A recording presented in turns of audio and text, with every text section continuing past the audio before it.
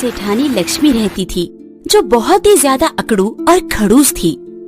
विनोद ने कुछ दिनों पहले ही सेठानी से पैसे उधार लिए थे, पर अचानक उसकी मौत हो गई, जिसके बाद उसने उसके बेटे रमेश से पैसे मांगे, पर रमेश के पास पैसे नहीं थे।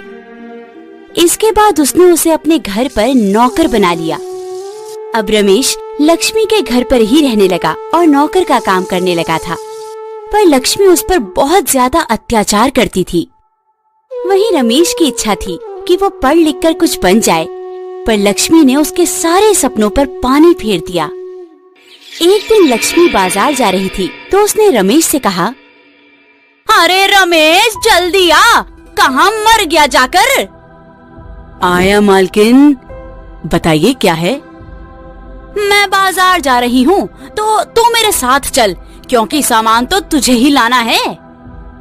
हाँ हाँ, अभी चलता हूँ, बस खाना थोड़ा रह गया है। अरे खाना बाद में बना लेना, वैसे भी अभी मुझे भूख नहीं लगी है और अभी तेरे मालिक को आने में भी समय है। ठीक है, जैसा आप कहो। इसके बाद रमेश लक्ष्मी के साथ बाजार चला गया। लक्ष्मी ने बाजार जाकर बहुत सारी खरीदारी की और फिर सारा सामान रमेश को पकड़ा दिया। सामान इतना ज्यादा था कि रमेश से संभाला ही नहीं जा रहा था, जिस वजह से उसके हाथ से एक थैली छूट गई। ये देखकर लक्ष्मी को काफी गुस्सा आ गया और वो उस पर चिल्लाते हुए बोली, अरे अंधा है क्या, दिखाई नहीं पड़ता है, थैला गिरा दिया। पता है इसमें कितना महंगा सामान है, जितनी तेरी तनख्वाह नहीं है उससे ज्यादा महंगा इसमें सामान है। मुझे माफ कर दीजिए मालकिन, मैंने जानबूझकर नहीं किया, सामान ज्यादा था, इस वजह से हाथ से छूट गया। मुझसे जवान चलाता है, चल घर, अब तुझे घर जाकर बताऊंगी। इस महीने की तनख्वाह तेरी कट गई समझो। ये आप सही नहीं कर रही हैं मालकिन, आप हर बार किसी न किसी बहाने से मेरी तनख्वाह काट लेती हैं। इस तरह मैं आपको अपने बापू का कर्ज कैसे चुका पाऊंगा? मुझे कुछ नहीं पता है। और ये कहकर वो लोग घर आ गए। घर आने के बाद रमेश बहुत ज्यादा दुखी था। उसने खाना बनाया और सेठानी और सेठ को खिलाया। सेठ ने जब रमेश को दुखी देखा तो उससे कहा, क्या हुआ रमेश, तुम इतने दुखी क्यों लग रहे हो? क्या बताऊं मालिक, मालकिन हर बार मेरी तनख्वाह काट लेती हैं। क्यों? ये रमेश क्या कह रहा है? ये झूठ ही बोल रहा है, मैं इसकी तनख्वाह क्यों काटूंगी? यही हर बार कुछ ना कुछ गड़बड़ कर ही देता है। आज पता है इसने कितना महंगा मेरा सामान तोड़ दिया, इसीलिए इसकी तनख्वाह काट ली। तो क्या हुआ, गलती से टूट गया होगा, जानबूझकर तो किया नहीं होगा। आप तो रहने ही दीजिए, नौकरों को ज्यादा सर पर मत चढ़ाइए। ये सुनकर सेठ चुप हो जाता है, पर वो बहुत ही अच्छे दिल का था और उसे पता था कि उसकी पत्नी बहुत ज्यादा खड़ूस है, जिस वजह से वो रमेश की तनख्वाह चुपचाप दे दिया करता था। धीरे धीरे समय गुजर रहा था। लक्ष्मी रमेश पर बहुत ज्यादा अत्याचार करती थी और कभी कभार तो वो उसे खाना भी नहीं देती थी, जिस वजह से रमेश को भूखा ही सोना पड़ता था।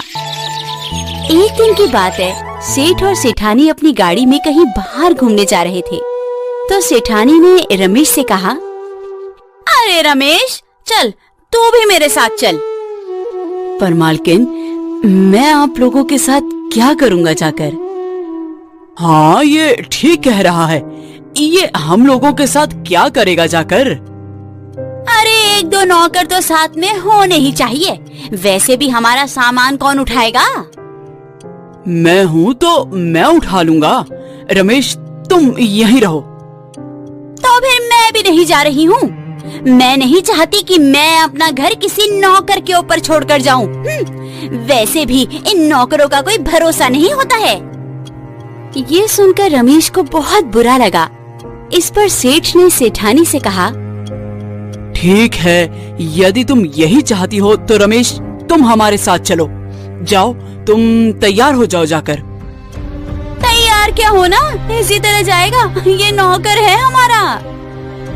ये सुनकर रमेश उन लोगों के साथ वैसी ही हालत में चला जाता है। वो लोग आराम से पूरा शहर घूम रहे थे, तभी उन्हें एक सुनसान रास्ते से गुजरना पड़ा। सेठानी को घबराहट हो रही थी। अजी, इतनी सुनसान रास्ते से क्यों ले जा रहे हो? अरे दूसरे रास्ते में बहुत ज्यादा गड्ढे हैं, इसी वजह से। तुम परेशान मत हो। वो लोग आराम से कार चलाते हुए आ ही रहे थे, तभी एक कार सामने से आकर उन लोगों की कार को रोक लेती है और उसमें से कुछ आदमी निकले और वो सेठ और सेठानी से बोले, जितना भी जेवर पैसा है जल्दी से निकाल दो, वरना ये चाकू अभी सेठानी के मार दूंगा। ये सुनकर सेठ बहुत ज्यादा परेशान हो गया। वहीं रमेश ये सब देख रहा था। हमें छोड़ दो, मैं अभी तुम्हें सब कुछ देती हूँ। और ये कहकर सेठानी एक एक करके अपना सामान उतारने लगी। तभी रमेश ने अचानक से उस आदमी के मुंह में मुक्का मारा और उससे चाकू छीन लिया। इसी के साथ उसने दूसरे आदमी को भी अच्छी तरह पीटा, जिससे वो लोग वहाँ से भाग गए।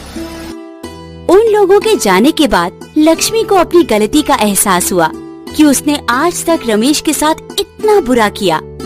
इस पर सेठ ने रमेश से कहा, तुम्हारा बहुत बहुत धन्यवाद रमेश, जो तुमने हमारी जान बचा ली, वरना मैंने तो समझा आज हम जान से भी जाएंगे और माल से भी। अरे मालिक, मेरे होते हुए आप लोगों को कुछ नहीं हो सकता है। मुझे माफ कर दो रमेश, मैंने तुम्हारे साथ बहुत बुरा किया, तुम पर हमेशा अत्याचार किया। अरे मालकिन, आप ऐसा क्यों कह रही हैं? आप तो मेरी माँ समान हैं। ये सुनकर लक्ष्मी की आंखों में आंसू आ गए और उसने रमेश से कहा, आज के बाद मैं तुम्हारे ऊपर कभी भी अत्याचार नहीं करूंगी और तुम्हें अपने बेटे समान मानूंगी, और तुम्हारा जो भी कर्ज है वो सब माफ होता है। ये सुनकर रमेश बहुत ज्यादा खुश हो गया और फिर वो लोग घर आ गए और अब रमेश उन्हीं लोगों के साथ उनका बेटा बनकर रहने लगा।